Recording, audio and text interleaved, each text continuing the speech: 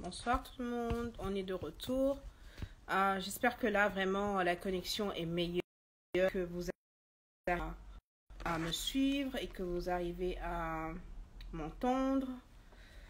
Dites-moi un peu si vous êtes là avec moi. Dites-moi si la connexion marche. Tout le monde, oups, si. Désolé. Dites-moi si la connexion marche. Dites-moi si vous m'entendez bien. Bonsoir, de Call Me Leighton. C'est quoi ton nom, de Call Me Leighton? C'est quoi ton nom? J'aimerais bien savoir ton nom. On entend? Ok, super, super. Donc, top, top, top. Essayons de voir si Chris va joindre. Laissons un...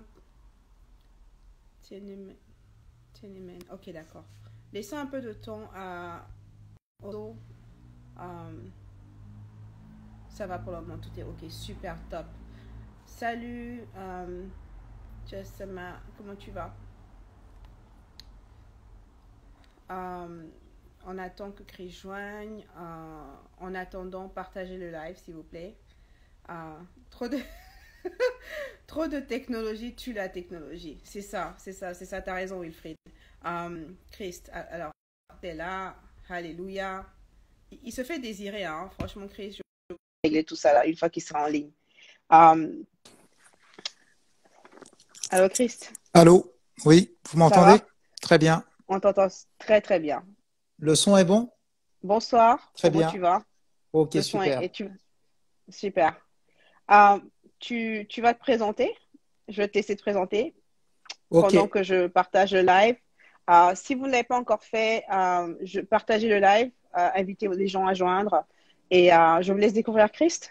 Vas-y, partagez, Christ. partagez.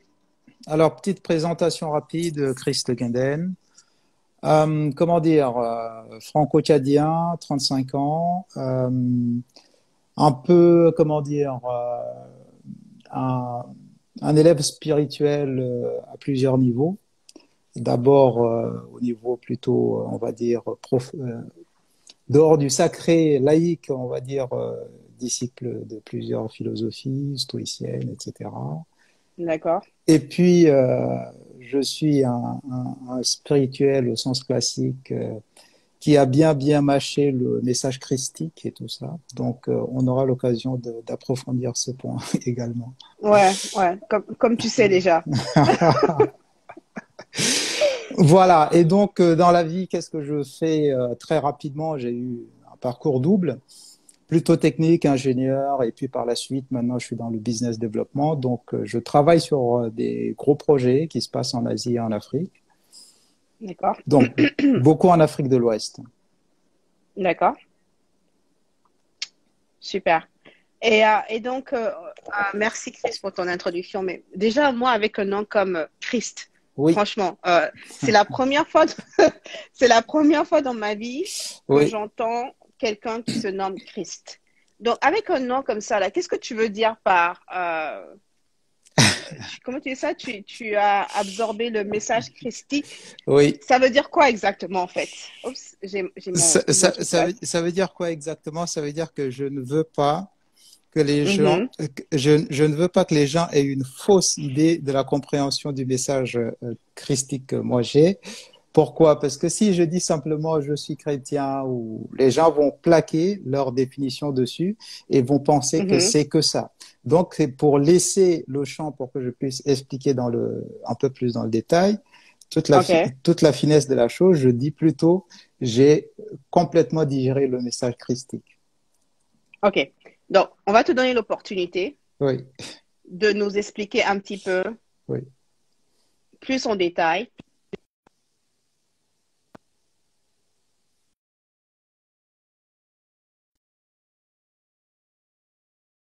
Fax, bonsoir Audifax. Et à Snakeotic 2019. Bonsoir tout le monde. Bon. Il y a un petit problème de Alors, connexion. Ça va? C'est mieux là?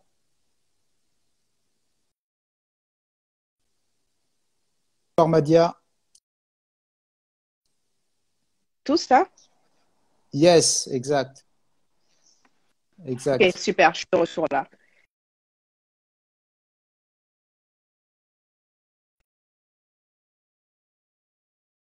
de connexion chez Comme Carlita, dirait, ça oui, va trop venir. de technologie. Donc, en fait, merci d'avoir l'audience pendant que je n'étais pas là. Et je trouve que tu fais. Hop. En Allô? attendant, salut, c'est Marie. Oui, là c'est mieux. Ouais, c'est bon. Donc, on va y aller, d'accord? On va rester avec nous. Ne nous lâchez pas. Ne laissez pas la technologie vous encourager de cette belle conversation. Et encore une fois, c'est une conversation. Donc, j'apprécie les gens qui sont déjà dans les chats en train de parler. Wilfried qui pose des questions. Super. Continuez comme ça. Parce que je vous ai dit avant de commencer qu'il faut venir challenger Christ ici. Parce que Christ, là, il faut tout un réseau pour le challenger. Parce que je sens que je ne suis pas assez costaud pour Christ. Donc, Wilfried, je compte sur toi. J'ai besoin de tout Allez-y, un backup allez-y. là Posez vos pour Chris. Donc, questions. allez-y, posez vos questions. Donc, Chris, tu étais en train de nous expliquer un petit peu Oui, ce que ça voulait dire pour toi, digérer le message christique. Donc, moi, je suis curieux. Ça veut dire quoi exactement? exactement. On te Digérer le connaît. message. Avant que tu commences, on te connaît. Tu es un intellectuel. Tu vas utiliser les grands mots. Non, non. Fais-nous ça. Je fais Aide-nous simple. à digérer ça, justement. Ok, d'accord, Voilà, super. Vas-y. je fais simple. Digérer le message christique, c'est quoi? C'est d'abord, ne pas laisser une espèce d'église ou de je ne sais quelle organisation vous formater dans seulement une façon de voir la chose. Le message Mhm, christique, c'est que chacun doit faire sien, parce que Jésus est venu pour diffuser un message et il a laissé une ecclésia à la place, c'est-à-dire c'est une assemblée de compagnons et c'est pas une mhm, église propre qu'il a laissée. L'église est une construction qui est venue après et donc je mhm. demande à chacun de nous d'approfondir au-delà des habitudes et de l'orthopraxie, j'emploie déjà des gros mots pour rien. Non, l'orthopraxie, c'est-à-dire au-delà des habitudes qu'on acquiert dans une église, simplement Mhm, d'essayer de vivre la vie telle mhm. que le modèle christique a laissé. Et en vivant cette vie-là, on va découvrir et on va apprendre beaucoup plus que si on suit simplement ce qu'on nous enseigne théoriquement dans une église. C'est ça ce que je veux dire, comprendre le message christique. Ok. Et donc, du coup, on va pas trop développer parce que j'imagine que question de religion, c'est plutôt et spiritualité. Je dis toujours c'est quelque chose de personnel à chaque individu et qu'on est chacun libre de faire ce qu'on veut faire, de ce qu'on veut faire et faire nos choix en fonction. Mais j'aimerais bien en fait que tu me dises un peu vu que il y a pas d'équivoque sur cette chaîne. Je suis chrétienne, on est un blog chrétien, on est très ouvert d'esprit justement, comme tu as pu le remarquer. On Mhm. reçoit des invités de toutes sortes, on parle et on comprend on discute tout parce que justement, je pense que l'aspect de ce que tu dis, c'est-à-dire que la chrétienté n'est pas imposée par une église qui est en fait une institution, mais plus par le message du Christ. Moi, je ne me définis pas comme une chrétienne, comme dans le sens où les gens disent, mais comme quelqu'un qui suit les principes de Christ, c'est-à-dire quelqu'un qui Voilà. essaie le plus possible d'être comme Christ et quelqu'un qui essaie de plus. Ça fait même rire quand je dis ça. À cause de ça. C'est ça, c'est ça. C'est-à-dire, il faut avoir une attitude de disciple et ne Exactement. pas, voilà, avoir une attitude de disciple et simple. Et justement, cette démarche est totalement la démarche christique parce que justement, tout le parcours de Jésus est de venir déchirer le voile qui enfermait toute une classe ou bien tout ce qu'il y avait avant pour créer la nouvelle alliance. Et la nouvelle alliance, c'est de dire on déchire le voile de ceux qui ont confisqué la tradition hébraïque, etc., dans un carcan pour Mhm. maintenant le diffuser à tous ceux qui sont capables et dignes de recevoir ce message-là de par le monde. Et c'est ça la révolution qu'il y a eu. Et ici, on comprend bien le message christique, c'est que tout ça, évidemment, euh, lui a même coûté beaucoup sur son parcours. Mais ça fait partie du sacrifice. Et donc, c'est pour ça qu'il ne faut pas simplement Et cette ouverture d'esprit en est l'exemple. C'est-à-dire que Jésus est d'abord allé parler à des gens que classiquement dans la société traditionnelle de cette époque-là, on classait en dehors de ceux qui étaient propres, dignes, etc., à qui on pouvait parler. Donc cette approche d'aller vers les gens et d'aller confronter le réel, c'est ça le message christique. Oui.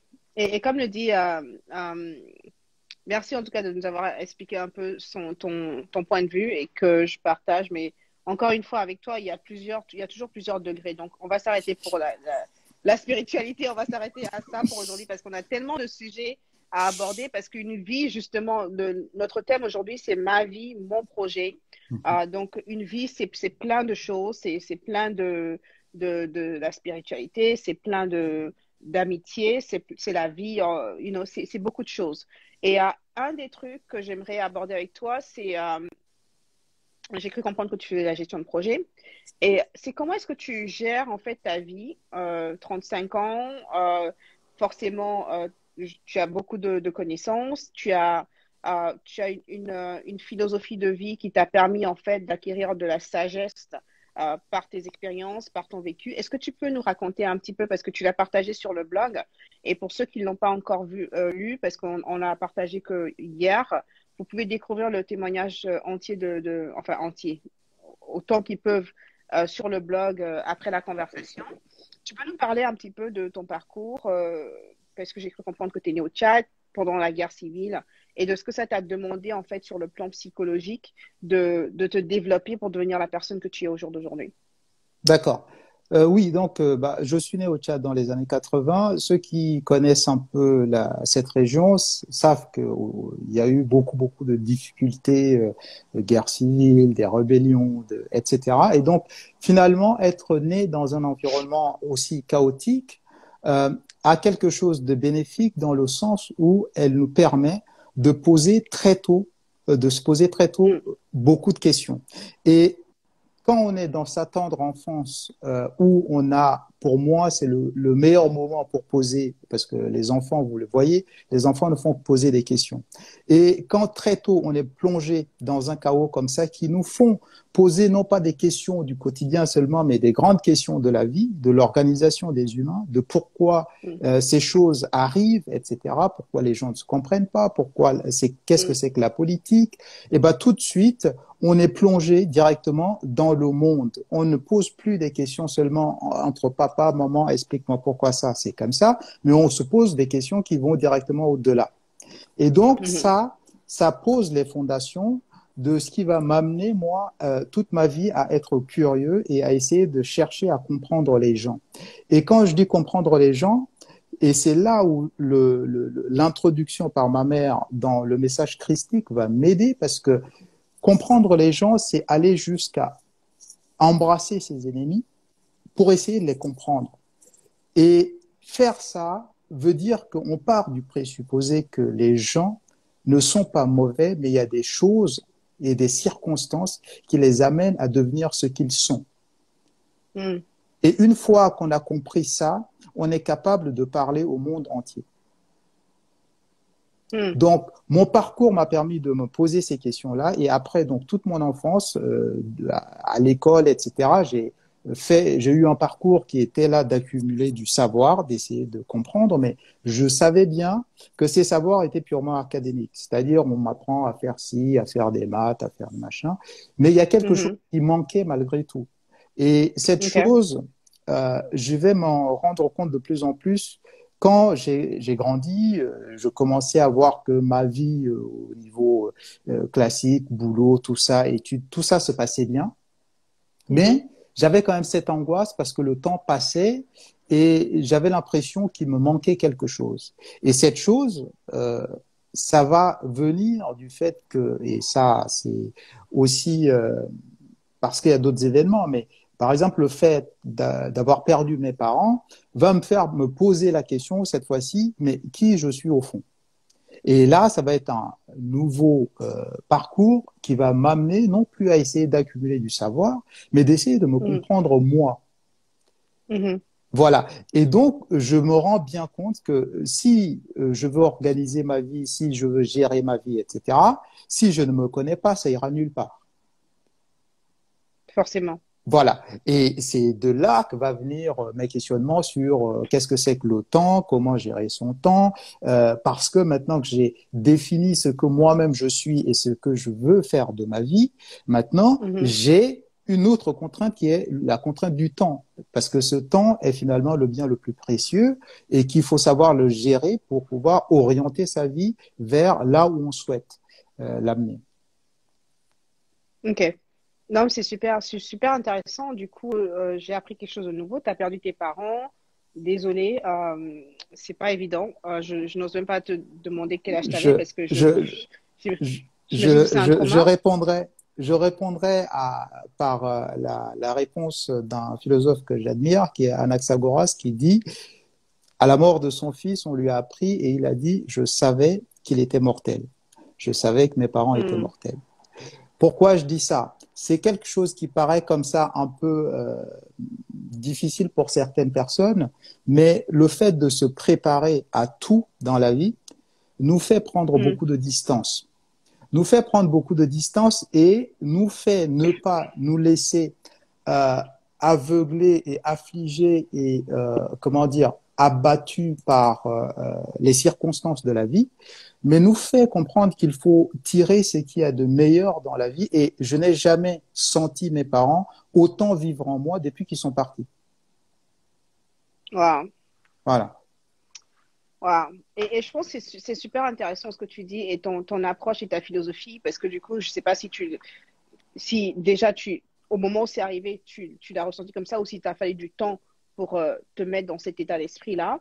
Mais je pense que savoir gérer en fait la perte de gens chers, c'est quelque chose de traumatique. Mais en même temps, comme tu dis, quand on a ce message christique en soi, on sait on est mortel. Il y a toujours j'ai perdu pas mal d'êtres chers pendant cette année. Voilà. Et le truc qui m'a toujours fasciné, c'est de me dire, quelque part, ils sont mieux là où ils sont comparés à ici.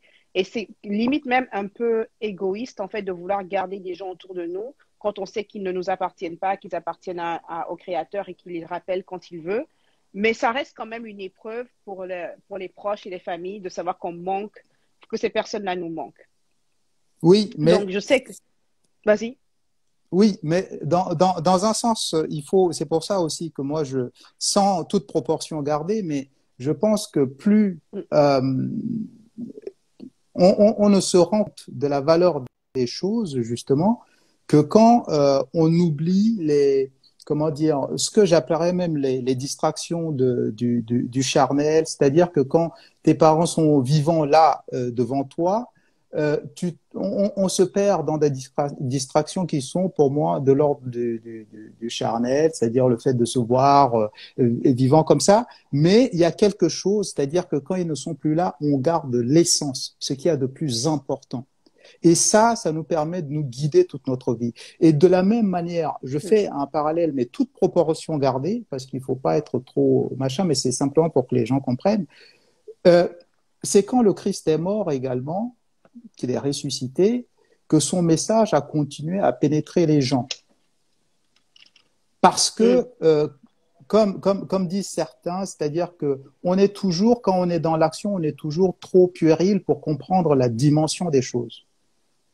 Mhm. Voilà. Et c'est seulement quand on aura compris que le Fils de Dieu est venu parmi nous à côtoyer les lépreux, à côtoyer les dames de petite vertu, à côtoyer tout le monde. Et c'est seulement quand il est parti par un dernier sacrifice ultime qu'on comprend que, effectivement, c'était quelqu'un qui est venu se sacrifier pour rien du tout, Mhm. pour ceux qui sont restés.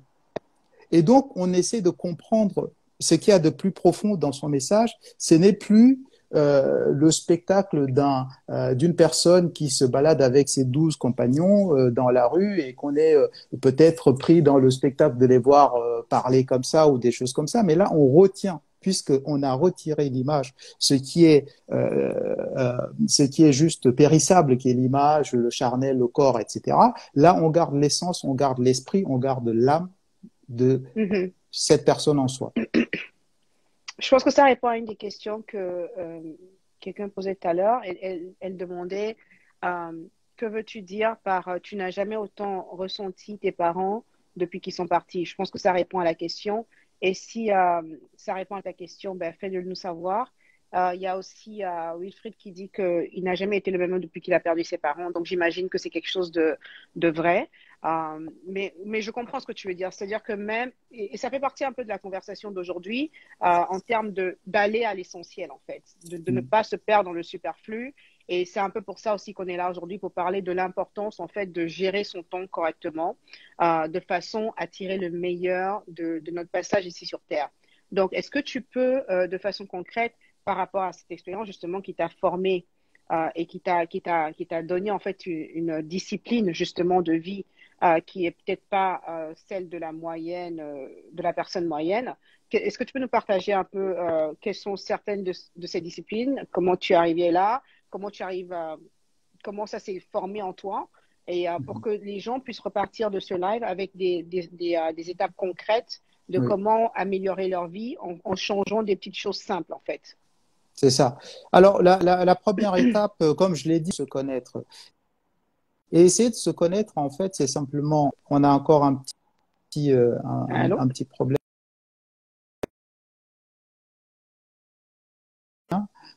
pour que les gens... Oui, voilà, Allô. très bien. Oui, allô, là, on entend, c'est bon, on entend. Donc, première étape à faire simplement pour essayer déjà de prendre contrôle de votre vie, c'est que nous sommes dans un monde où il y a beaucoup de distractions.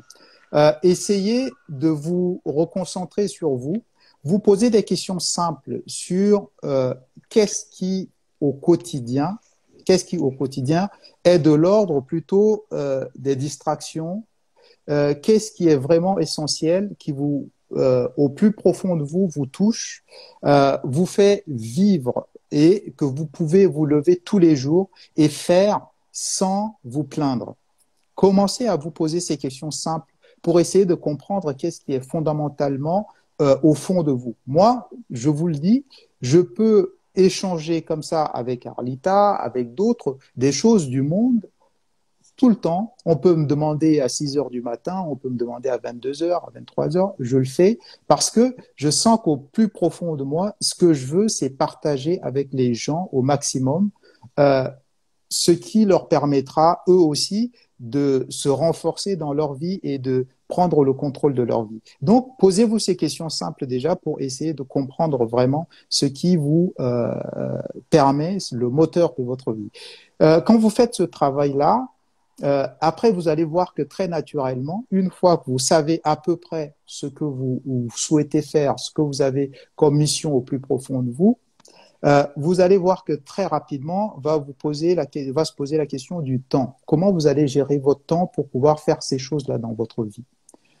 Et ça, c'est une question qui est très, très importante parce que, comme je le dis, le temps, comme c'est quelque chose d'incorporel, on ne le voit pas, et ben, on le laisse s'écouler sans s'en rendre compte. Et maintenant, avant chaque action, posez-vous la question.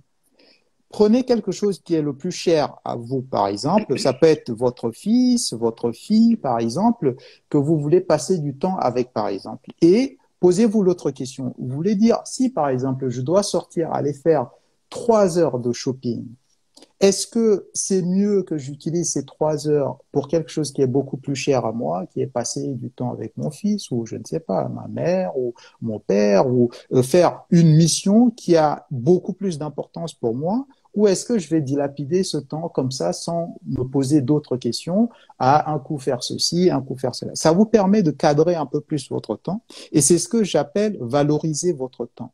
Et si vous fonctionnez plutôt en mode chiffre, il y a quelque chose de très simple. Prenez le salaire que vous avez, ce pourquoi vous êtes payé, et vous divisez votre heure en fonction de ce salaire, et vous savez maintenant dorénavant que chaque heure de votre temps vaut tant. Ça peut valoir, je ne sais pas, peu importe.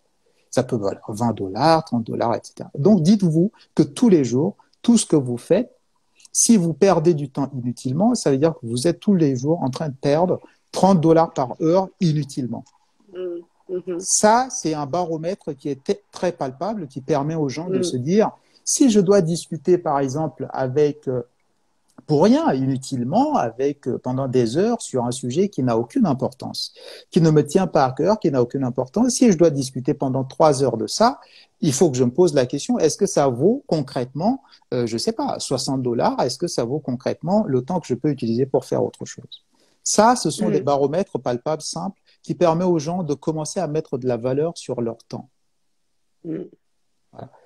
Ouais. Super intéressant. Je crois que ça permet aussi de recadrer même ces activités de manière générale avec qui on traîne. Est-ce que c'est en accord avec nos objectifs de vie ou pas? Et comme tu dis, passer du temps au téléphone, s'il faut passer 4 heures au téléphone à faire du gossip ou à parler de tout et de rien, est-ce que ça vaut le coup ou pas? Qu'est-ce qu'on est en train de construire en fait avec son temps? Et c'est vrai, ça rentre dans le temps de l'adage que le temps c'est de l'argent, ou alors comme Miles Monroe l'a dit, que le temps a été créé pour que notre destin soit en fait révélé, et que à chaque fois en fait qu'on perd du temps, on est en train de perdre en fait une partie de notre destin qui n'est pas en train d'être en mouvement en fait. Tout à fait. Donc c'est vraiment super que tu aies parlé de ce sujet de temps. Oui. Et je pense que le temps, c'est quelque chose de bien, mais il y a aussi une autre chose qui est l'énergie, notre énergie en fait, parce qu'on dépense énormément d'énergie à faire des choses qui ne sont pas en fait en alignement avec ce qu'on essaie de construire dans la vie. Alors, comment est-ce que toi, personnellement, tu détermines combien d'énergie tu mets dans quoi en fait? Oui, alors ça c'est pareil, c'est une question qui est fondamentale parce qu'une fois qu'on sait clairement sa mission et qu'on met en face le temps qu'on a, et ben tous les jours finalement on se dit, sachant que j'ai de toute manière comme tout le monde que 24 heures, je dois dormir pour une bonne partie, le peu de temps qui me reste, et l'énergie qui me reste, je dois l'employer à bon escient pour atteindre mes missions, pour essayer de réaliser ce dont je rêve vraiment dans la vie. Et donc rien qu'en prenant déjà ces conditions simples, ça permet déjà de recadrer les activités qu'on va faire. Et je dis toujours, pour résumer, je dis toujours aux gens, prenez tous les jours l'habitude de marquer simplement 5 idées majeures qui contribuent à la mission dont vous voulez faire de votre vie. Et 5 idées majeures simplement, vous notez, c'est quelque chose de très simple, c'est to-do list, tous les jours, vous dites, je fais 5 choses qui vont aller dans le sens de ma grande mission. Voilà.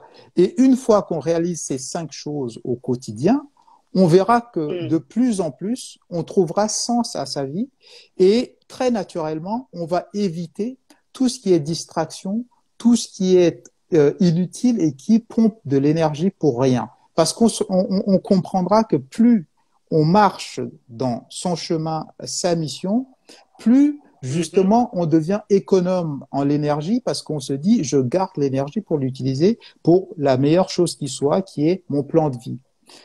Et donc, du coup, très naturellement, vous allez voir que petit à petit, les relations qui sont des relations toxiques vont petit à petit s'évaporer autour de vous parce que vous n'êtes plus en train d'alimenter par votre énergie ces relations qui finalement sont là plus pour absorber de l'énergie et donc vous détourner de votre chemin plutôt qu'autre chose. Ouais.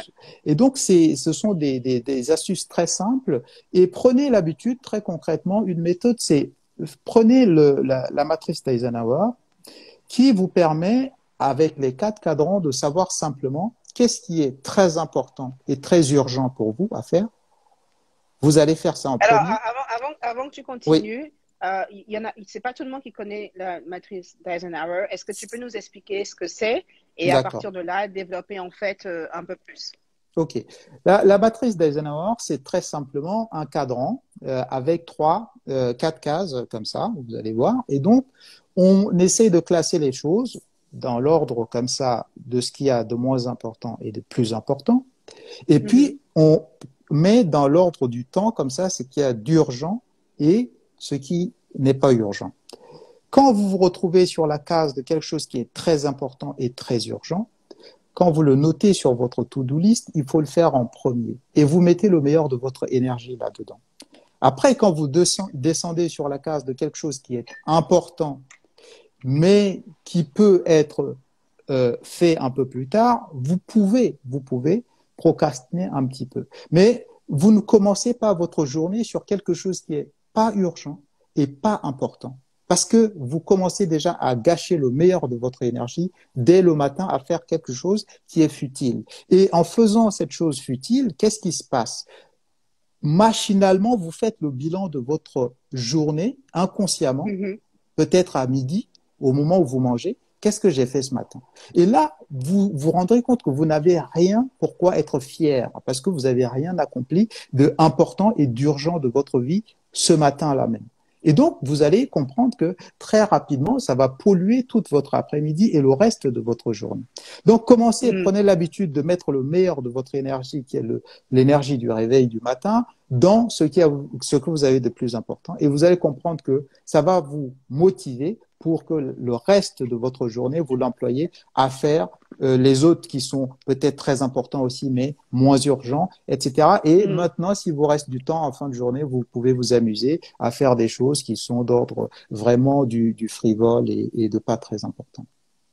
Moi, je vois que c'est super intéressant et il y a pas mal de commentaires. Bonsoir à tous ceux qui viennent de nous rejoindre. N'oubliez pas de partager ce Bonsoir tout le live. monde. Bonsoir Bishop Eli, je te vois, mon frère. J'ai Wilfried aussi qui participe beaucoup, qui parle beaucoup de trucs. De things to do today list, c'est vraiment important. C'est une des méthodes que j'utilise parce que j'imagine que quelqu'un comme moi qui fait plusieurs choses en même temps parce que je suis polyvalente, il me faut justement, j'utilise pas la matrice comme elle est originellement, mais j'utilise en fait à ma façon parce qu'en fait, il y a des gens comme moi qui sont très créatifs et je me retrouve à être super active en fait en fin de journée.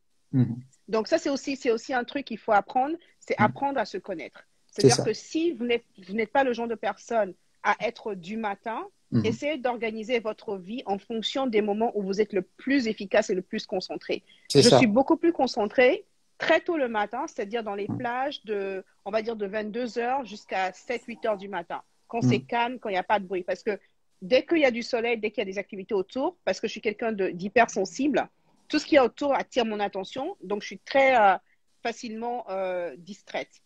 Et ce qui peut être une distraction pour moi peut ne pas l'être pour quelqu'un d'autre. Donc vraiment, ça commence par apprendre à se connaître. C'est super important. C'est la base de tout.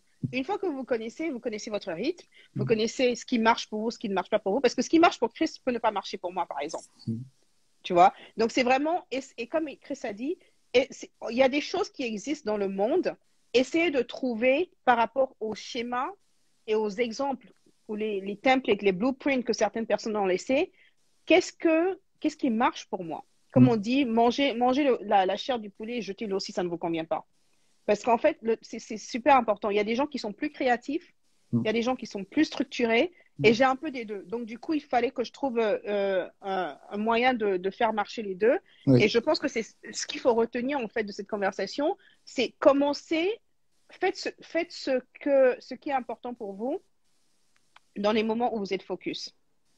Parce que je me suis rendu compte, pendant que j'apprenais à me connaître, que je vais perdre, par exemple, 10 heures de ma journée à essayer de faire un truc. Et dès le soir, dès que je suis calée, que je suis concentrée, en 1 heure, c'est fait. C'est ça. Donc, c'est vraiment, c'est apprendre à se connaître. Donc, je pense que c'est super important d'avoir, en fait, ces repères-là, de savoir qu'il faut connaître votre mission de vie. Et j'invite, moi, mes clients que j'ai en coaching à faire ce qu'on appelle un life statement, c'est-à-dire établir une mission de vie écrite que vous écrivez et que même quand vous vous présentez aux gens, vous dites « Bonjour, mon nom est telle personne et ça, c'est ma mission de vie. » Parce que du coup, tout ce que vous faites après est en fonction de ça. Que ce soit ce blog, que ce soit mon business ou que ce soit d'autres choses que j'entreprends, mon but, c'est d'aider les gens à se découvrir et à pouvoir élargir leurs capacités, c'est-à-dire à pouvoir vraiment atteindre leur plein potentiel. Et ça passe à travers des conversations, ça passe sur le plan personnel ou professionnel. Et donc, du coup, tout ce que je fais dans ma vie, mes relations, tout ce qui est en fonction de ça. Donc, Chris vous a donné plein d'astuces pour gérer votre temps, plein d'astuces pour gérer votre énergie. J'imagine que ça marche aussi bien sur le plan personnel que professionnel, Chris? Oui, totalement. C'est-à-dire que c'est pour ça, quand vous vous connaissez, après, vous allez comprendre que quand vous allez dans le monde extérieur, en fait, c'est une projection de vous-même. Parce que et vous ne vous trahissez plus. C'est-à-dire que peu importe ce que vous allez entreprendre, ce que vous allez faire, et la magie de tout ça, la force de tout ça, c'est que quand vous êtes sincère, la sincérité convainc toujours. Ça, il faut bien le comprendre. La sincérité touche toujours.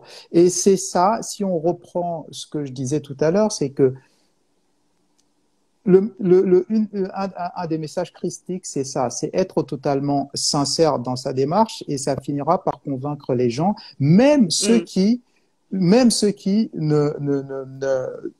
se placent en ennemis, même ceux qui se placent en adversaires, L'authenticité. voilà, reconnaîtront cette authenticité et ça les touche toujours parce que au fond, c'est ça la force de l'humanité, c'est qu'au fond, les gens ont cette sincérité en eux également. Non, super important. J'ai vu que Jimmy aussi nous a joint. Bonsoir, Jimmy. Ah, The salut African Jimmy. Chronicle. Ok, great.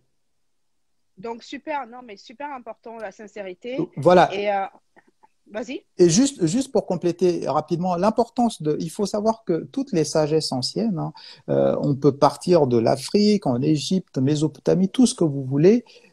Les premières choses qu'on apprend aux gens, c'est à un moment donné, quand ils veulent entrer dans l'étude de la sagesse, c'est d'essayer de se comprendre.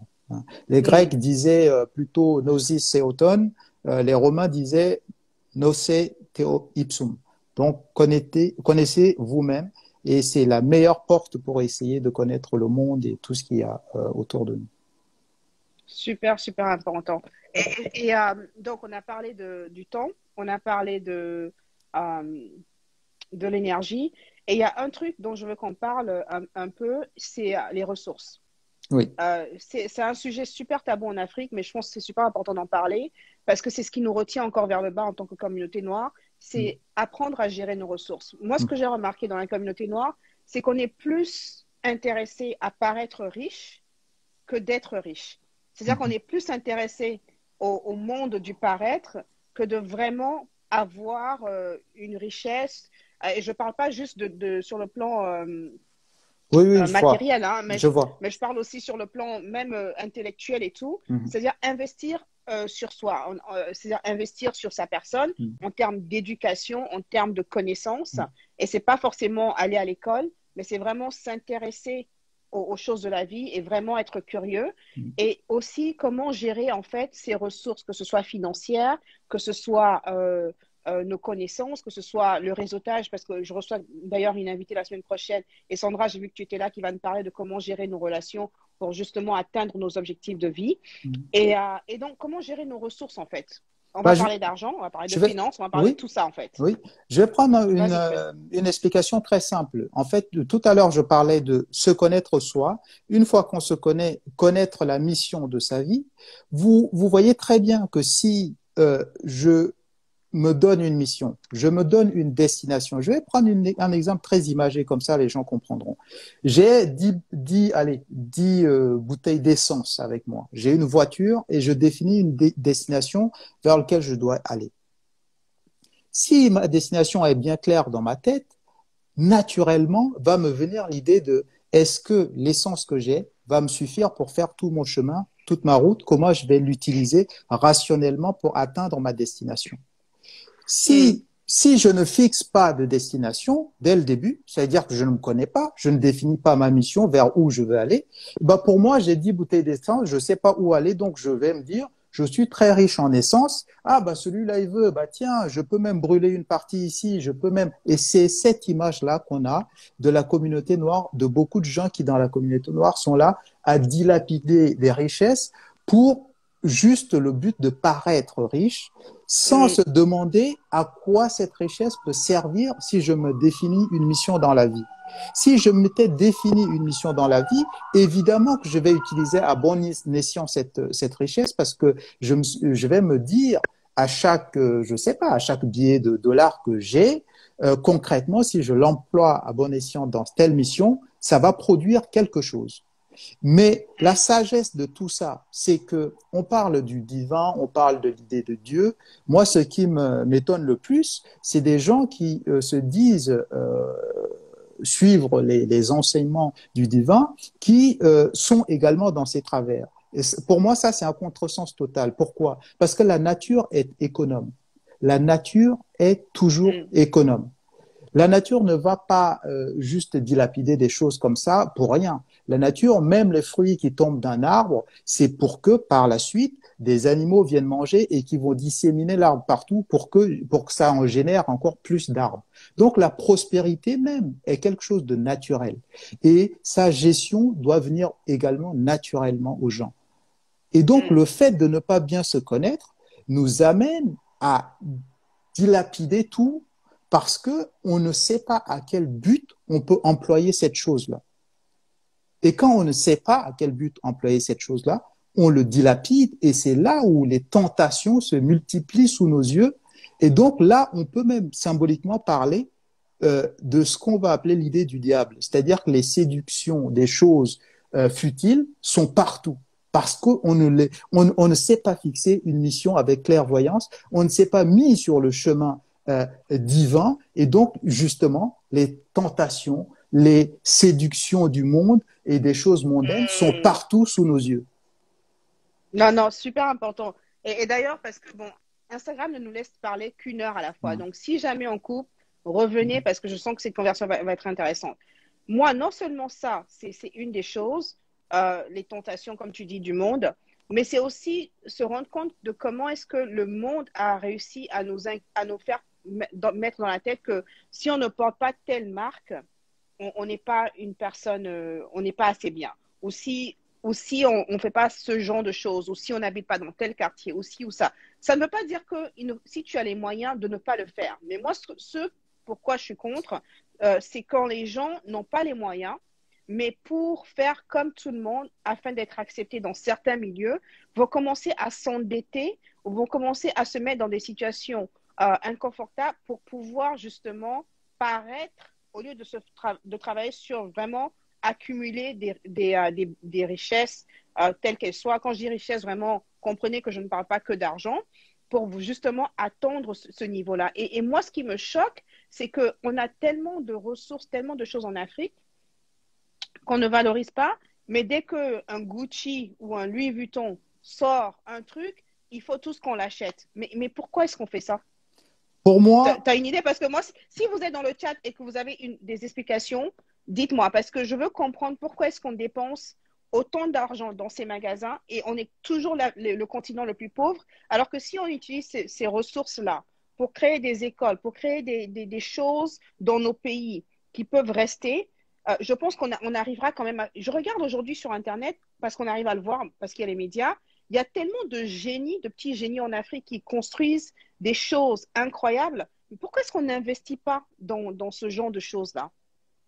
on n'investit pas dans ce genre de choses parce qu'une fois de plus, c'est que globalement, depuis des années maintenant, les gens ont laissé se répandre une mentalité de légèreté, du divertissement pour du divertissement. C'est-à-dire qu'il fut un temps où même le divertissement avait quelque chose d'instructif, nous enseignait quelque chose, etc. Le problème aujourd'hui, c'est qu'en fait, on tombe dans un moment où le divertissement est que pour du divertissement pur et simple. Et donc, ça, si on laisse traîner ça dans la société pendant longtemps, les gens ne savent plus faire la différence. Et pour employer toujours une métaphore, c'est-à-dire que les gens ne savent plus discerner, donc trier le bon grain de l'ivraie, justement. C'est-à-dire on est toujours dans ces enseignements-là. Et donc, qu'est-ce qui se passe? Les gens vont parfois dépenser de manière disproportionnée dans des choses qui sont de l'ordre du futile plutôt que sur de l'ordre de l'utile. Et pour moi, tout ce qui est les marques, etc. Alors, quand on a les moyens et qu'on veut se faire plaisir, je ne suis pas du tout contre ça. Mais c'est toujours. Moi non plus. Hein, voilà, c'est ça. C'est-à-dire que pour moi, il y a deux choses à voir. On peut célébrer la vie, ça c'est bien, parce que c'est un don de Dieu, voilà. Et donc, c'est bien de célébrer la vie. Mais en même temps, il faut le faire avec responsabilité, c'est-à-dire le faire quand on peut le faire, sans que ça nuise à des choses beaucoup plus importantes, etc. Donc, évidemment qu'on peut se faire plaisir de temps en temps, mais quand on tombe totalement sous la dictature de tout ce qui est, on va dire, des grandes marques, de ceci, de cela, pour moi, ce n'est rien d'autre que l'image des gens qui sont en errance intellectuelle, identitaire, etc., qui se donnent au veau d'or comme les Israélites, en leur sortir d'Égypte, sont jetés en oubliant le Dieu qui leur a donné de la manne pendant la traversée du désert. Vous voyez, c'est pour ça que quand je parlais il y a beaucoup d'enseignements dans les écrits, mais il faut encore prendre le temps de disséquer et de voir symboliquement ce que ça nous enseigne sur la vie aujourd'hui. Hein. Et donc, il y a pas pour te couper, mais ce même genre de personnes qui dépensent autant d'argent dans ce que tu appelles le futile par rapport à l'utile, ne comprend pas que, par exemple, quand on leur dit, OK, il faut donner de l'argent pour telle association, il faut être généreux avec des gens qui en ont besoin, ou il faut donner la dîme. On va parler de ça. Tu vas me donner un petit peu ton point de vue par rapport à la dîme, ce que ça représente pour toi et tout ça. Mais pour moi, c'est, OK, tu ne veux pas donner d'argent pour des choses qui sont de cet ordre, qui peuvent être utiles à la société, mais tu peux dilapider ton argent pour des gens qui n'ont pratiquement rien à faire de toi en tant que personne, qui ne te valorisent pas, en fait. Mais c'est pas pour rien que si on regarde les traditions, et c'est pour ça, je reviens toujours, parce que si on regarde bien, dans beaucoup de traditions, on va parler de l'enfer comme un lieu sans fond où on jette les gens, que les gens disparaissent là-dedans, etc., machin et tout. Et ben, métaphoriquement, c'est la même chose. C'est-à-dire que quand on se jette dans les dépenses, dans le futile n'a pas de fond.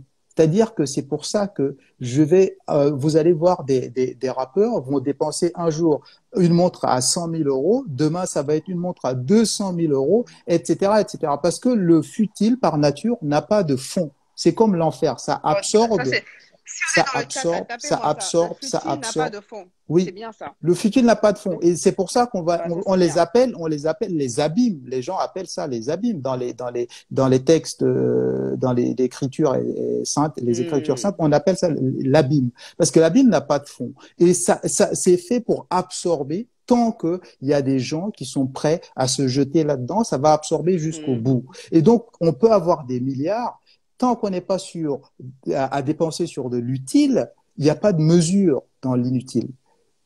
Dans le futile, il n'y a pas de mesure. Je vais dépenser, je vais acheter 10 bouteilles de champagne parce que je vais en boîte, mais demain, je vais encore avoir besoin d'en acheter 20, 30, etc. Tout ça, pourquoi? Parce que comme je suis au fond moi-même, je suis un abîme aussi parce que je suis vide au fond de moi, je vais essayer de compenser ça à outrance sans savoir que le vide qui est au fond de moi est abyssal et ne s'arrêtera jamais. C'est à moi de me retourner, me ressaisir, revenir vers le divin qui est en moi et qui m'enseigne et qui m'instruit de faire de la mesure, d'être mesuré dans ce que je fais. Et donc, Bishop Eli, je sens que tu es là. Toi, tu es en train d'écouter, je sens que tu es en train d'enjailler cette conversation-là. Salut Bishop. Non, mais c'est important, c'est un vide qui ne peut être comblé que par le divin. Oui, mais c'est un truc. Et on a tous été là. Non, mais tout le monde. Moi-même de ça. Mais on a oui, tous mais été là. sûr. Mais quand tu te rends compte que le vide, quoi que tu fasses, ne peut pas être rempli, il faut s'asseoir et avoir cette réflexion. Et c'est un peu pour ça que j'ai ce blog là, en fait, justement pour que des gens comme moi qui sommes passés à travers des choses, on essaie de vous faire gagner du temps pour que vous compreniez que ce que vous faites, des fois, vous allez perdre du temps, vous allez perdre de l'argent, vous allez perdre des années. Et j'ai été la première coupable de ça. Mais c'est normal. C'est un travail. Après, on apprend petit à petit. Et d'ailleurs, moi, je continue dans mes métaphores. C'est que le Christ, même quand des gens viennent insulter une dame de petite vertu et qu'il leur dit par enseignement que qui n'a jamais péché, jette la première pierre. C'est pour vous dire que retournez en vous-même, essayez de vous connaître, de comprendre qui vous êtes. Et comme ça, vous serez moins dans les apparences, moins dans le paraître. Parce qu'en essayant de juger cette dame, cette pauvre dame, qu'est-ce qu'on essaie de faire? On essaie de se montrer par le paraître mieux qu'on est au fond de soi en réalité. C'est ça. Voilà. C'est ça. Non, vas-y, continue. Et donc, il faut faire ce travail de retour vers soi et d'essayer de comprendre et tirer les enseignements que toutes les sagesses, depuis la nuit des temps, nous apprennent, mais que les gens négligent. Et donc, il faut faire ce travail-là, c'est très important. Super important. Et tu l'as dit, Wilfried aussi le dit, c'est que le capitalisme nous a obligés justement à être dans cette société de consommation où, comme il dit, si tu gagnes 100 000, on te prête 1 million. Et c'est ça, en fait. C'est vraiment, j'écoutais Philippe la dernière fois, il parlait de l'immobilier, il dit qu'il y a des gens qui sont riches en immobilier, mais ils n'ont pas de liquidité. En fait, c'est vraiment cette balance-là de trouver ton équilibre. Et c'est pas une histoire de posséder des choses, mais c'est qu'est-ce qui te vaut, qu'est-ce qu'il te faut, qu'est-ce qui fait que tu es épanoui. En fait, le but, c'est d'atteindre l'épanouissement. C'est même dans le message christique, comme tu dis, le but, c'est d'atteindre la plénitude, l'abondance de vie, comme on dit, abundant life, c'est la plénitude, le plein potentiel. Qu'est-ce qu'il te faut pour atteindre ça? Est-ce que tu es quelqu'un d'intellectuel et à ce moment-là, c'est les richesses intellectuelles, c'est-à-dire avoir de la connaissance? Est-ce que tu es quelqu'un qui est social et à ce moment-là, c'est de faire de l'humanitaire? Et encore, ça revient sur le sujet, c'est de se connaître, tu vois? C'est de vraiment apprendre à savoir qui on est. Donc, partons de là. On va parler on va arriver sur le sujet qui est la dîme. On va parler de la dîme avant de continuer. C'est sur les relations. C'est par rapport à la dîme, en fait. Quel est, toi, ton point de vue ou ta philosophie, justement, en tant que quelqu'un qui a absorbé le message christique? La dîme, qui est quelque chose qui est très contesté. Il y a toujours beaucoup de conversations autour de ça. Dis-moi un peu ce que tu en penses. Mais alors, très contesté par qui d'abord? Par qui? Je te repose la question. Par qui? Qui sont ces gens qui contestent? Moi, je te dis, il y a des gens même qui se disent, qui vont à l'église, machin et tout, qui te disent non, moi je donne pas parce qu'on ne sait pas, les pasteurs là, ils s'enrichissent avec l'argent des gens, blablabla. Qu'est-ce que tu en penses? Bon, déjà, raisonner comme ça, c'est pour moi, ça montre bien qu'on est toujours dans un petit. Quand je dis tout à l'heure qu'il faut faire les choses par sincérité, c'est que si je dois donner sincèrement, et c'est ça qui est demandé, d'être honnête avec soi-même, même dans la dîme, il faut avoir une démarche sincère qui est je donne de ma propre volonté ce qui est en ma mesure. C'est-à-dire que je ne donne pas juste comme ça des sommes. Non, je donne ce que je peux donner. Et à partir de ce moment-là, une fois que je donne ce que je peux donner, je ne me soucie même plus à la limite de comment ça va être utilisé, puisque c'est à la personne qui est responsable de ça et en sa conscience de décider de comment cela va être utilisé. Et là, le jugement est entre lui et son divin. C'est que moi, j'ai accompli, entre guillemets, ma tâche qui est sincèrement ce que je peux donner, je donne parce que je participe à la construction du temple divin commun. C'est ça l'idée à la base. Et donc, une fois que moi, je fais cette démarche et que je fais mon effort, eh ben, la suite, c'est à la personne, lui aussi, de faire sa mission concrètement pour que le temple, justement, soit construit. Et s'il ne participe pas de manière sincère à la construction de ce temple divin, c'est à lui de rendre compte de la suite. Moi, j'ai accompli ma part. Et donc, de se poser même cette question, ça veut dire qu'on veut non seulement on a accompli, entre guillemets, sa part, mais on veut avoir un contrôle sur la part de l'autre qui est en fait, en réalité, un travail entre lui et le divin maintenant. Vous voyez? Et donc, la mesure est quelque chose aussi de très oublié, c'est-à-dire que il faut dans la vie savoir être mesuré. Et c'est cette mesure qui m'empêche, par exemple, moi, de voir une autre personne et de juger cette personne à outrance. Ce que je peux par contre faire, c'est la générosité christique, c'est-à-dire partager un message avec lui pour voir s'il peut apprendre quelque chose de ce message-là. Non pas vouloir me faire Dieu et donc vouloir le juger et vouloir prendre un contrôle sur ses actes et lui, mais par contre, je peux faire ce qui est, à mon sens, plus christique, qui est de généreux, qui est de partager un enseignement, un message avec lui. Voilà. Et donc, la dîme, c'est ça. C'est-à-dire que pour moi, être contre la dîme parce que on se pose la question de comment ça va être utilisé, etc. Rien que ça déjà, c'est on tombe dans la deux-mesure. Et la deux-mesure est condamnée par toutes les traditions. Hein. Je peux vous parler ici des Grecs, je peux vous parler des Égyptiens anciens, etc., etc. Tout le monde condamne ça. Hein. Et donc, si vous observez bien, des gens qui essayent comment dire, symboliquement, qui essayent d'avoir plus de pouvoir qu'il n'en faut, de faire plus de choses, etc., que ce que la mesure leur impose, c'est qu'ils tombent inévitablement dans des folies. Il y a beaucoup d'exemples dans la Bible, etc. Il y a beaucoup d'exemples dans d'autres traditions, ou même chez les Grecs, chez les Égyptiens, etc. Il y a beaucoup, beaucoup, beaucoup d'exemples qui abondent. Donc, faites votre mission, faites sincèrement votre mission et contentez-vous de laisser à chacun la capacité à gérer les choses et en rendant compte lui-même à sa conscience et à son divin. Ouais. Et Wilfried, juste pour... c'est vrai qu'en tout cas, je note qu'il y a aussi beaucoup d'abus de certaines personnes d'église. C'est comme partout, hein. Personne n'est parfait. Il y a toujours des gens pour abuser du système. Mais Wilfried, pour répondre à ta question, en fait, tu n'as pas besoin de donner la dîme pour recevoir des bénédictions. Ça, c'est des faux messages qui sont prêchés par des personnes qui ne savent pas de quoi tu parles. La dîme, en fait, d'après ce que moi j'ai compris, c'est une façon de dire à Dieu, je ne mérite pas ce que j'ai, donc je donne ça. Ça peut être de l'argent, ça peut être de ton temps, ça peut être de ton énergie, ça peut être, si tu as 10 maisons, dire que, OK, une des maisons que j'ai, par exemple, ce sera pour que les gens viennent, je sais pas, des sans-abri, c'est-à-dire 10% de ce que tu possèdes.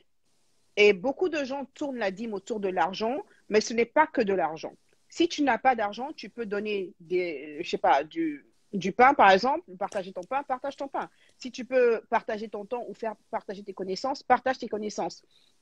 Mais la dîme, en fait, pour moi, c'est un acte de foi et d'honneur, en fait. C'est une façon de dire, Seigneur, je n'ai pas, déjà, ça, c'était pas à moi. Je m'attendais pas à recevoir ça. Tu me l'as donné, bah, je partage, je te redonne ça en espérant que tu puisses peut-être bénir quelqu'un d'autre. Parce que je me suis retrouvée plusieurs fois, sans rentrer dans les détails, si vous pouvez aller voir dans le blog un peu mon témoignage, où pendant pratiquement 1 an et demi, 2 ans, je n'ai pas du tout travaillé.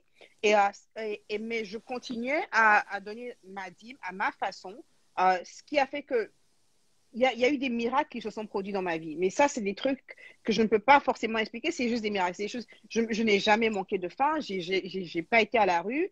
C'est ça la puissance de la dîme, en fait. C'est de dire, Seigneur, je te confie ça parce que je sais que je n'ai pas besoin de ça pour vivre et je sais que je veux dépendre de toi, en fait. C'est ma compréhension de la dîme. Après, celle de Christ est différente, celle de chacun est différente. Mais ce que je n'aime pas, c'est quand certaines églises, en fait, se servent de ce message de la dîme pour abuser en fait des gens. Et comme dit Wilfried, les gens n'ont pas à manger, mais parce qu'ils sentent qu'ils ont tellement de pression que maintenant ils se retrouvent à donner de l'argent que eux-mêmes ils n'ont pas. Non, c'est pas ce que le Seigneur vous demande. Non, non, c'est mais vraiment pas, c'est vraiment pas ça le fond. et puis, il y a toujours deux dimensions. Il y a la dimension très spirituelle, comme un peu ce que tu as expliqué, etc. Et il y a aussi une dimension qui est de l'ordre de l'exercice pratique qu'on fait faire aux gens inconsciemment. Et ça, on l'observe c'est à toutes les religions et à toutes les sagesses. C'est-à-dire que dans l'enseignement, dans la compréhension des choses, il y a le volet qui est ésotérique, qui est la pratique simple. Et donc, le fait même déjà de faire l'acte de faire de dîme vous apprend concrètement à dire en gros que la possession n'est rien et quand tu peux t'en détacher, fais-le. Mm-hmm. Par pratique déjà, ça t'apprend à faire ça. C'est-à-dire que le fait de ne pas tomber dans la folie de l'accumulation sans fin. Pour ne pas te couper, Instagram me dit qu'il nous reste à peu près 1 minute et 30 secondes. Donc, si ça coupe, on revient tout de suite pour finir la conversation. Ça marche, très bien. Voilà. Donc, c'est ça. OK. Donc, ce que je vais faire, je vais couper ici pour qu'on ait une coupure bien nette et je vous retrouve tout de suite dans la deuxième partie. D'accord? Très bien. À tout de suite.